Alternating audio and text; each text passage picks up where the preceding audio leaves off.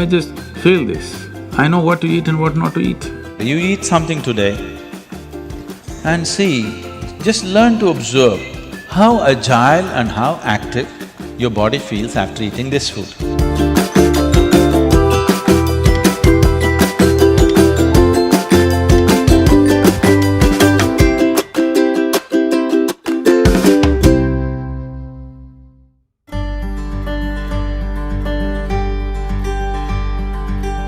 The simple thing right now that's a rage in the world is, if you come to our ashram, all the people there who are physically immensely active eat 10 o'clock in the morning, 7 o'clock in the evening, 2 meals.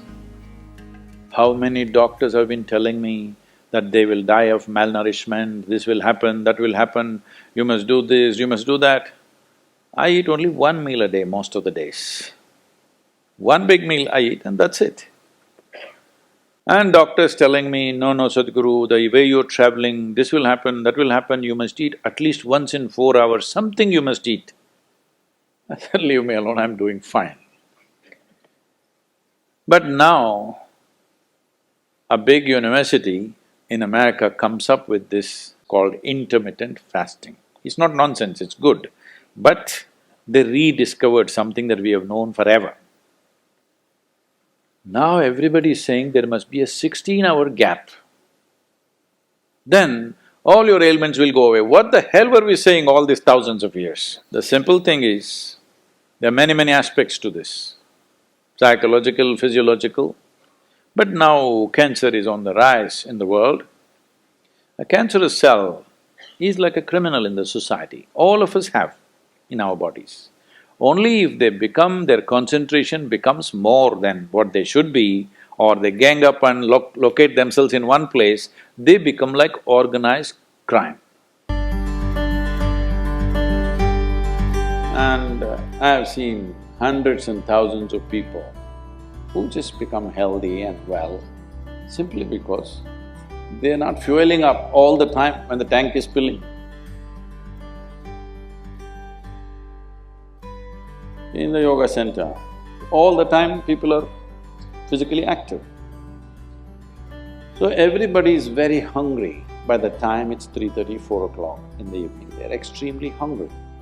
But we learn to live with that because empty stomach and hunger are two different things. Hunger means your energy levels start dropping. But empty stomach is a good thing. In the yogic sciences, today modern science also is coming in line with this. But what we know by our experience, you will spend $1 billion to come there. Because research is all about how many $1 million, that's how it is. Your body and your brain works at its best only when your stomach is empty. So we always make sure we eat in such a way, how much ever we eat, our stomach must be always empty within 2 to 2.5 hours' time maximum. So we go to bed hungry always. People think they cannot sleep. They can sleep.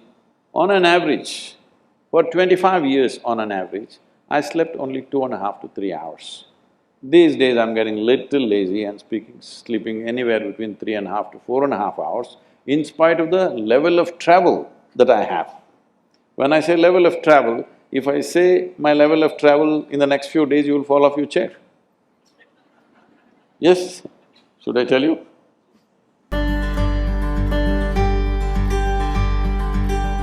When you don't touch the food, you do not know what it is. If food is not good enough to be touched, I don't know how it's good enough to be eaten. So we should not have listened to our mothers and we should eat with our fingers because touching our food helps us stay in contact with it. The cleanliness of your hands is entirely in your hands. The cleanliness of the fork is not entirely in your hands. This is true.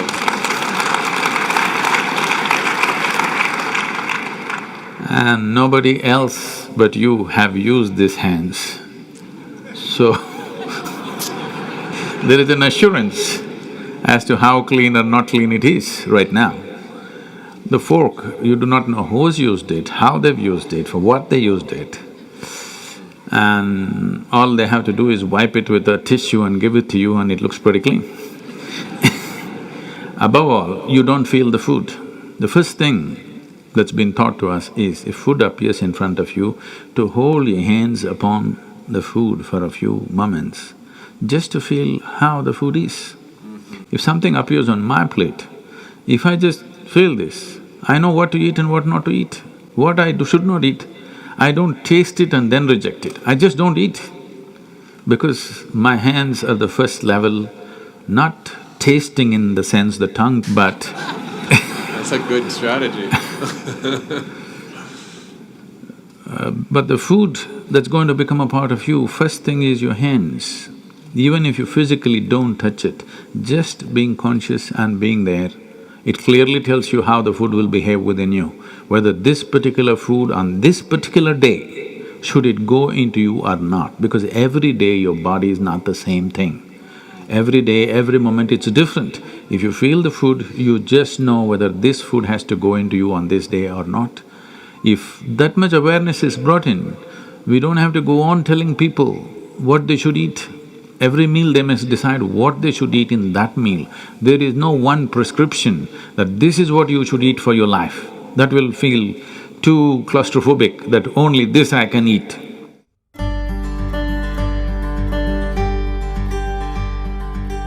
Your selection of food and consumption of food also must happen consciously. More than what you eat, how you eat it is also equally important. When I say how you eat it, these are all live substances. Every one of them had a life of their own, whether it's a plant, animal, vegetable, every one of them had a life of their own. Now in some way, you're making food out of it, you must consume it with utmost gratitude. If you approach it with a certain sense of gratitude and reverence towards the food that you eat, when I say reverence, it may feel like too much for you, but I'm asking you, let's say we put you in a room and you had nothing to eat for 5 days. If God appears in front of you, what will you ask for? Food? So that's how important it is. You must understand the food on your plate is not just a substance, it is not a material, it is not a commodity, it is life. It is the life-making material for you. So you must treat it as such. Right now, when it's on the plate, when it's out there, it has no value, but the moment you consume it and it becomes your flesh and blood, now suddenly it's of immense value. Why do we live like this? It's very important, when it comes on your plate itself, you must treat it as a part of yourself, with great reverence. I want to tell you, there is no such thing as good habit and bad habit. Habit means you are functioning unconsciously. If you're functioning unconsciously, that's a bad thing, because the whole thing about being human is we are capable of doing things consciously. That is the beauty of being human, that we can do everything consciously. What an animal does unconsciously, we can do the same thing consciously. We can eat unconsciously or we can eat consciously. We can breathe unconsciously or we can breathe consciously. Everything that we can do it consciously. The moment we do something consciously, suddenly that human being looks very refined and wonderful. Just because somebody walks and speaks consciously, doesn't he become a beautiful human being?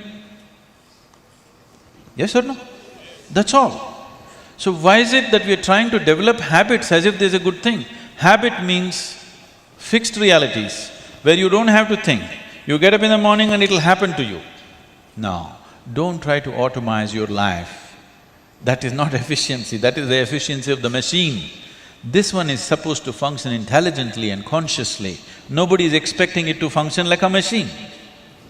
So, about food and stuff, food must be suitable for the body that we eat for. It is for the body. This is a building material for this body, the food that you're eating. What is the appropriate food? Unfortunately, is all messed up right now. Traditionally, we ate very sensibly in this country, but these 1,000 years of innovations have brought other kinds of food cultures, and today the national diet is pizza or pasta. What is it? Which is one? I don't know. Both were competing. So, we are losing our sense about food. It's definitely time. to look at what is the most suitable thing. If I go into that food, it's a very long process, but you must experiment with food, not just by the tongue, but by the body. You eat something today and see, just learn to observe how agile and how active your body feels after eating this food. If it feels like it wants to go to the grave, that's not good food. If it feels like it wants to be alive after eating this, except coffee, because that's a stimulant. If you eat food and your body feels very agile and alive, that means it's good food, body is liking it. If you eat something, it feels dull, that means it's not liking it, it's having difficulty with it, that's why it feels dull. So just on this basis, there's a much… this is a very simplistic way of putting it.